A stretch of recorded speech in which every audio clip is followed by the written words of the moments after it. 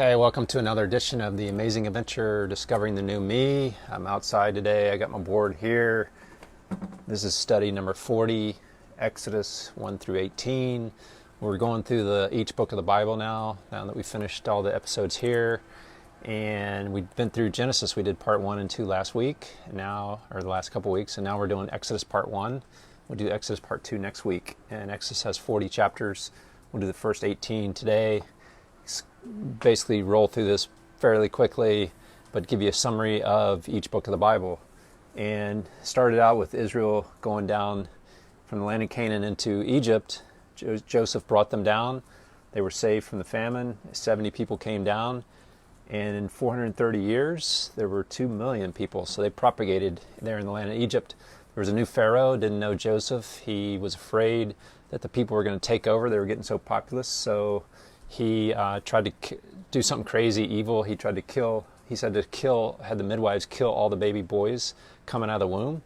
And but they didn't do it because they were Hebrews. They feared God, and so they disobeyed his order. And he then said, well, let's throw him in the Nile River. And so Moses was about a couple months old, and his mom couldn't hide him anymore. And so she put him in the Nile, but in a basket. And then the Pharaoh's daughter was down there by the banks. She saw the baby in the Nile River. She went over to it, and she wanted to have it as her own. But Moses' sister was there and said, hey, do you need somebody to nurse the baby? And she said, yeah, I'll pay the person too. And so Moses' sister went and got the mom. She got to be paid to nurse her own son, which was amazing. He grew up in Egypt, and then just like Pharaoh tried to kill people, Moses ended up killing an Egyptian. He saw an Egyptian abusing one of his people, a Hebrew, and his heart just exploded, I guess, and he thought he could get away with it, and he ended up having to escape because they found out. Word got around very quickly. He went to Midian. He met his wife, started having a family there, and he lived out there as a shepherd for 40 years. And then the burning bush, God appeared to him in a burning bush, and God said that the ground is holy. And then he said for Moses to go back to Egypt and deliver his people.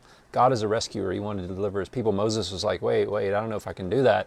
And God said, throw down your shepherd staff. And it turned into a snake. He grabbed it, turned back into a staff. So he did the miracle there. He did other miracles with Moses to show him, to give him the faith that he could actually do this thing.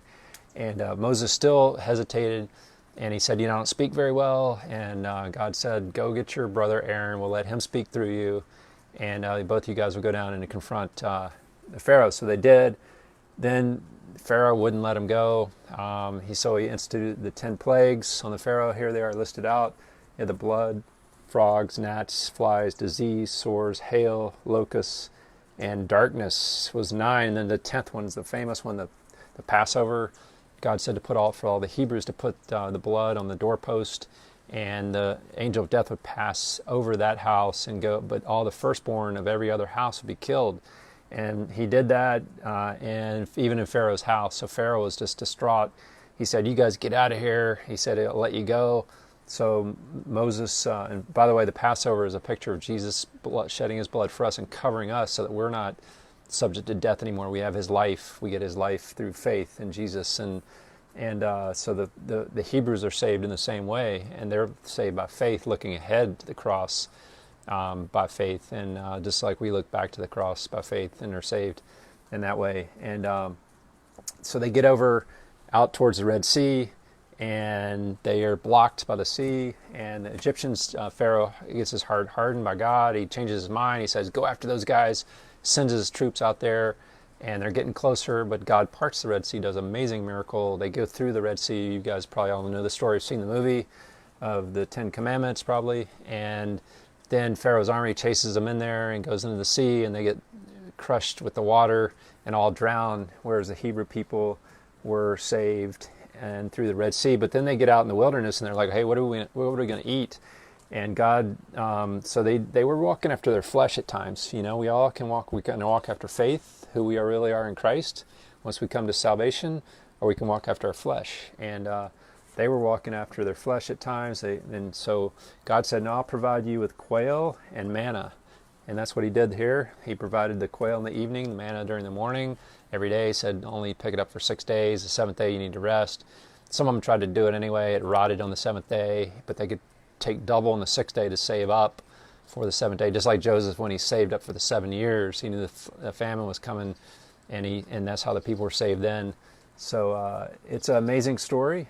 We get now to the Mount Sinai next week and to the Ten Commandments. We'll talk about that.